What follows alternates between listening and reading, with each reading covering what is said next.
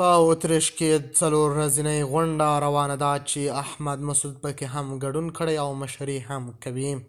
وینا کې د طالب ضد څیرو د ناستې ورځ ګډونوال بین المللي افغاني خبرو او پوځي انتخابات ټینګار کوي.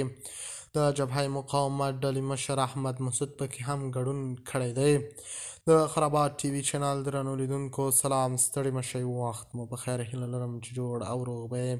په سر کې یادونه کوم که خرابات ټي وي چینل مو نوي سبسکرایب کړی، په درنښت سره خرابات ټي وي چینل سبسکرایب کړئ. د وینا څلورمه غونډه د یو دیموکراتیک افغانستان لپاره د وینا کنفرانس تر سرلیک لاندې د دوشنبې په ورځ د اتریش پلازمینه کې د طالبانو د رژیم د لسګونه مخالفینو او فعالانو په ګډون پیل شوه. د غونډې یوه ډله ګډونوال د حل یوازینۍ لاره د بین الافغاني خبرو او مذاکراتو بیا پیلولو یادوي، خو یوه ډله بیا د خبرو ترڅنګ پر پوځي انتخابات ټینګار کوي.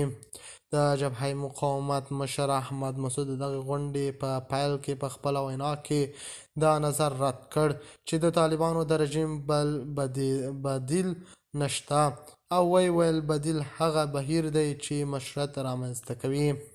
د مقاومت جبهې مشر احمد مسعود وویل د نړۍ لوبه داسې ده چې افغانستان اوس هغه لومړیتوب نه دی چې پخوا یې درلود، خو آیا دا زموږ او ستاسو لپاره هم لومړیتوب نه دی؟ او ومنو چې کیسه همداسې ده. که نه راځئ چې خپله هڅه وکړو په دې برخه کې یو نوی پلان پیل کړو چې هر څوک خپل ځان پکې وویني او داسې طرحه جوړه کړو چې افغانستان له دې اوسني حالات څخه وژغورو. د خرابات ټي وي چینل درنو لیدونکو دا و زموږ ته د مهال چمتو کړی خبر.